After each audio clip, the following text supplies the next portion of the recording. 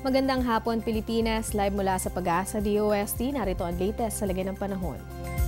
Bahagyang humina ng Bagyong Lando na huling namataan ang mata nito sa may Karanglan, Nueva Ecija. May lakas na lang itong hangin nasa 150 km per hour at pagbugso nga abot sa 185 km per hour. Ang Bagyong Lando ay meron pa ring direksyong pa west-northwest sa bilis na 5 km per hour. Inaasahang mag-exit sa landmass ng Cagayan ng Bagyong Lando Miyerkules ng umaga.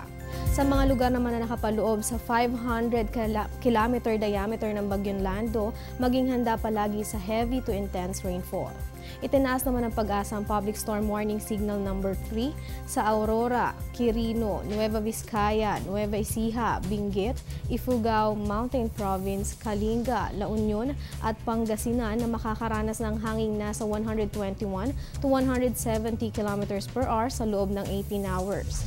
Signal number 2 naman sa Cagayan, Calayan, Babuyan Group of Islands, Isabela, Abra, Apayao, Ilocos Norte, Ilocos Sur, Zambales, Bataan, Tarlac, Pampanga, Bulacan, Rizal, Northern Quezon, Polillo Islands at pati rin dito sa Metro Manila na makakaranas naman ng hangin na abot sa 61 to 120 km per hour sa loob ng 24 oras. Signal number 1 naman sa Batanes, Cavite, Laguna, Batangas at sa natitirang bahagi ng Quezon. Sa mga lugar na nasa signal number 1, makakaranas po kayo ng hangin nasa agwat ng 30 to 60 km per hour sa loob ng 36 hours. Para naman sa lagay ng ating panahon ngayong araw, may masungit na panahong mararanasan dito sa may Metro Manila, gayon din sa may Cagayan Valley, Cordillera at pati rin sa may Central Luzon, kasama rin ang probinsya ng Rizal at Quezon, kabilang din ang Polillo Islands. Ulang may pagbugso naman ng hangin ng mararanasan sa may Ilocos Region, gayon din sa natitirang bahagi ng Calabarzon, probinsya ng Marinduque, Camarines Norte at northern part ng Mindoro kasama rin ang Lubang Islands.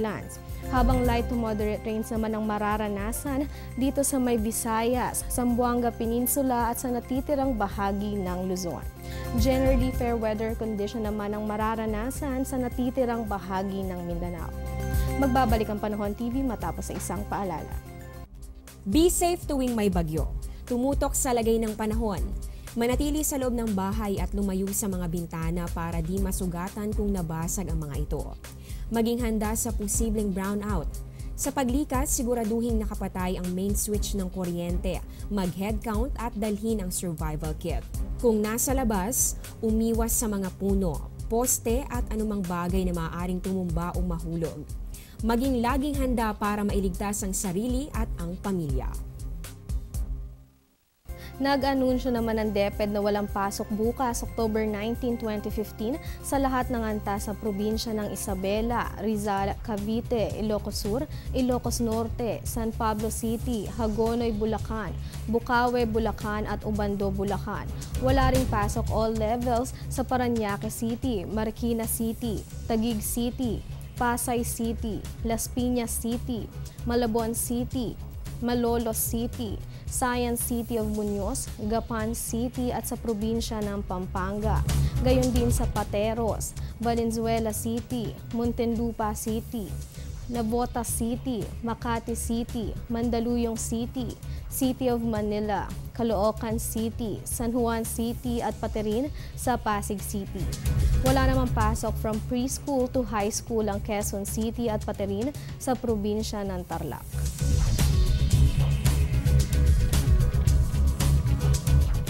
At yan ang latest sa lagay ng panahon. Manatiling nakatutok sa Panahon TV kung saan walang pinipiling panahon ang pagbibigay impormasyon. Ako po si Rachel Pelayo. Magandang hapon.